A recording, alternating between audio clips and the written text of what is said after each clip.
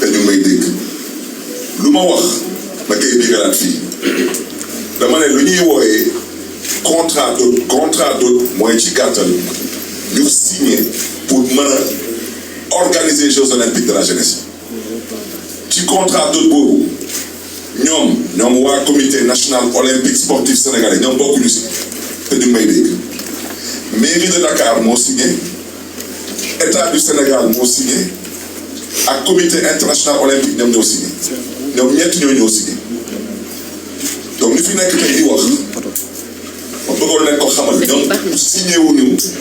ba di bëgg a toog tey suñu place di ñu wax ñun lan la ñu am sañ-sañu wax ak lan la ñu amul sañ-sañu wax dama ne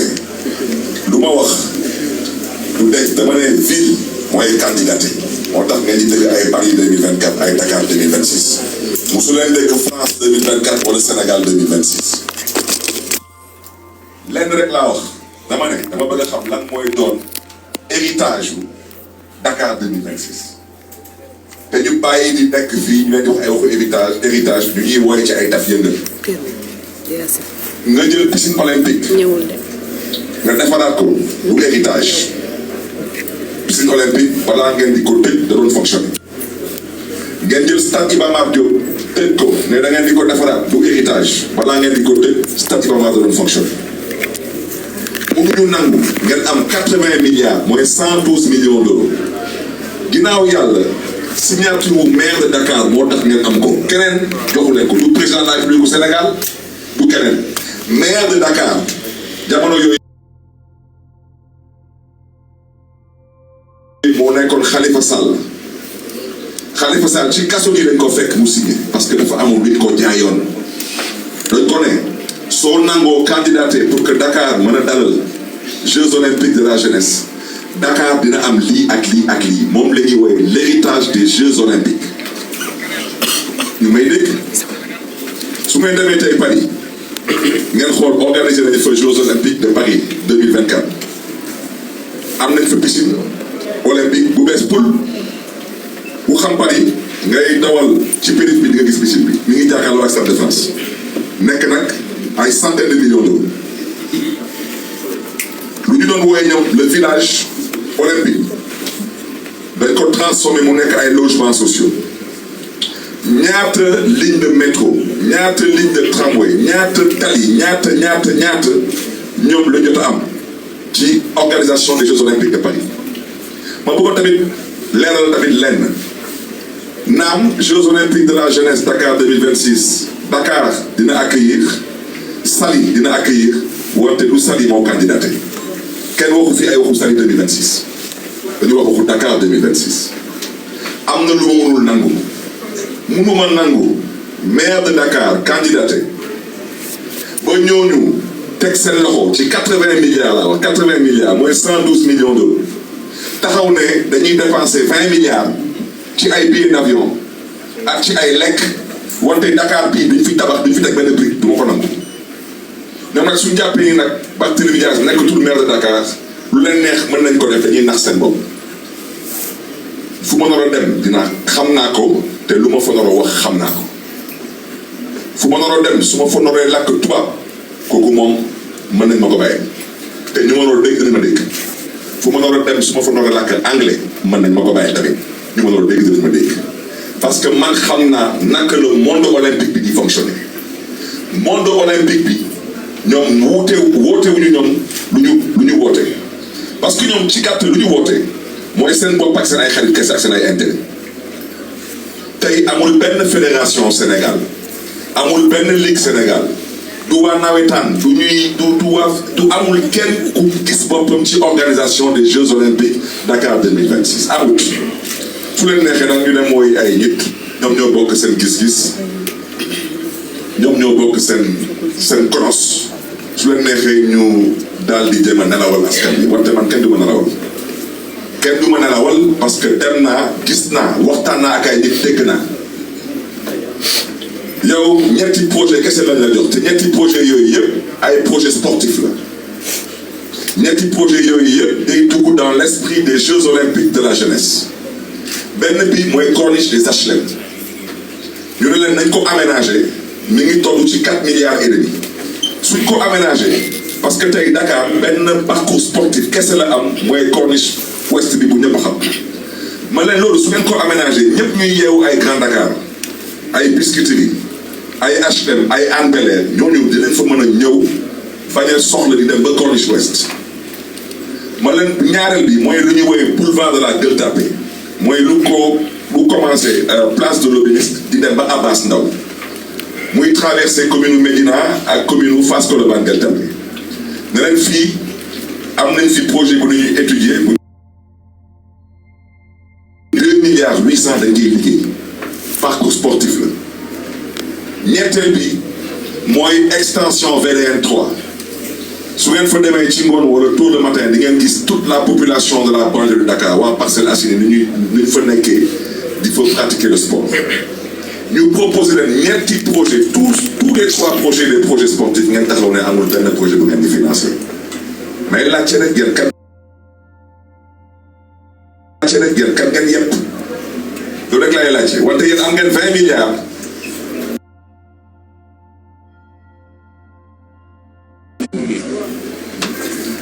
man loolu tippeewuma ko bëgguma ko gérer wante am naa sañ-sañ beneen xanaa ci 20 milliards yooyu waaw xanaa dina am ay agence de voyage sénégalaises yuy liggéey xanaa dina am ay sociétés ay entreprises yu nekk fii biir Sénégal yuy liggéey xanaa nag yéen du ngeen dem jëlee ji restauration bi jëlee ko dugal ko ay avion indi ko ba fii man loolu rek laa laajte ñu taxaw nag di ñëw expression wolof bi mooy nag sax non kan moo jël béy bi nga sànni buum bi xamoon nu mu koy waxee. waaw lu tax gars yi bàyyi buum bi surtout ci ay nit ngeen xam ne ni Sénégalais yi miin ñu lan ngeen di tabax ci lu bees ngeen di ñu ne ay da ngay defaraat ay piscine olympique ay da ngay defaraat ay stade Iba Mar ñun loolu soxuñu ko yéen balaa ngay tëj piscine olympique bi nag lu ma ci bëggoon wax mooy lu may woy prise d'otage ci 83 personnes ñu jàppoon fële ci Ndar ñu téye doon ñu jàppaloon ñu arrêté woon na Thiès mu am kenn ci ñoom ku ci ñàkk bakkanam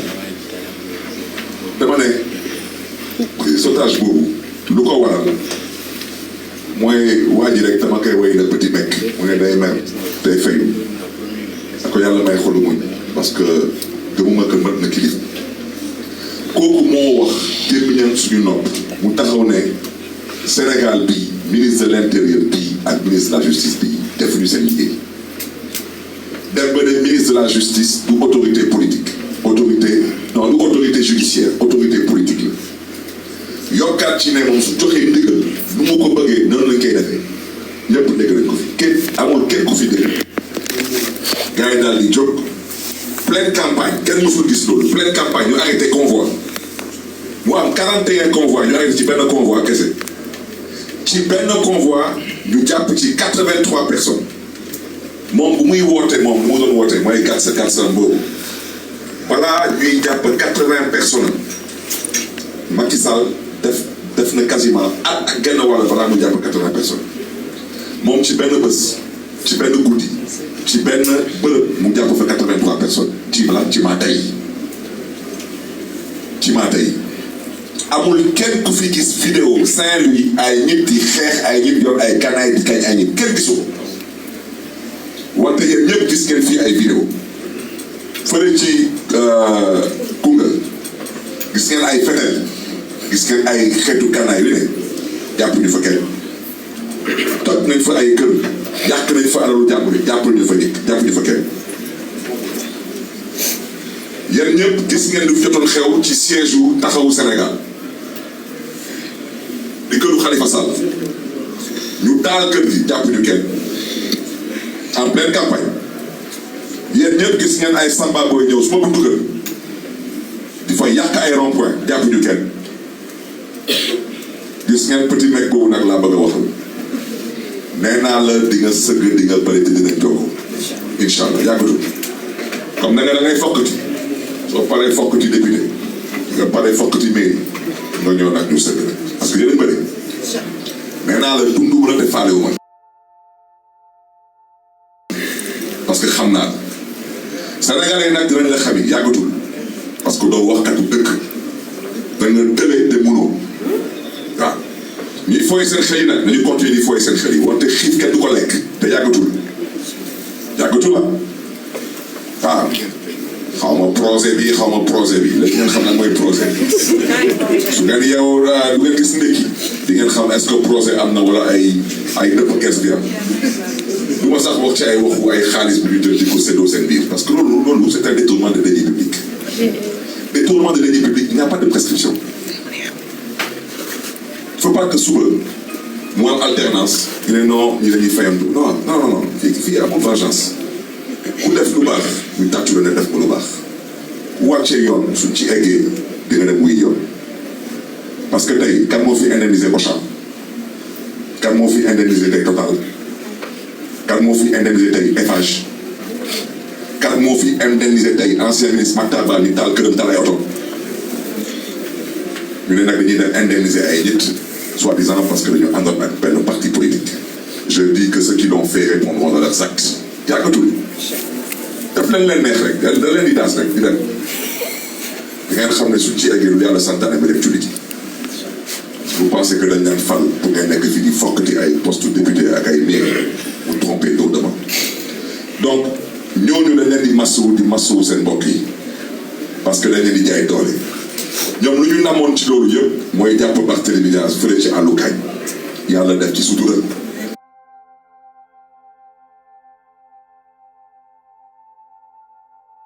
te man dama bokk ci ñu jàppoon Thiès yóbbu leen Saint-Louis parce que soi-disant le même petit mec a dit que man naruma campagne ci lan moom lan la waxul Sénégal bii lan la waxul Macky Sall am na ñuy laaj rek yéen ñëpp fi leen fekk lan la waxul Macky Sall lan la fi waxul kilifa diine yi lan la fi waxul quasiment à tout le monde dëkkaloo fi ñuy fu ñu dëkkul kan moo mës a toog ne noonu dañ koy jàpp ci ay kàddu wala dañuy fokk di wala laal ci ay kàddu maintenant nag tu penses que tu as le pouvoir def lu la neex yàggatul wala yàggatul mbokk yi fu may daanalee mooy li may woy le braquage de la mairie de Dakar braquage bi bëgguma ci sore di masawu askanu Dakar di masawu tamit conseil municipal de la ville de Dakar wante nu ma ko waxee rek ci tubaab ku jóg dem braquer ji banque mën nga ñëw tey par exemple nga ñëw Gédo ñëw nga Gédo am na benn banque wala dem nga place indépendance am na benn banque yow nga toj banque bi nga braqué ko nga daw même su ñu jàppee dans 10 ans yow xanaa doo xalaatee que da ngay dem vacances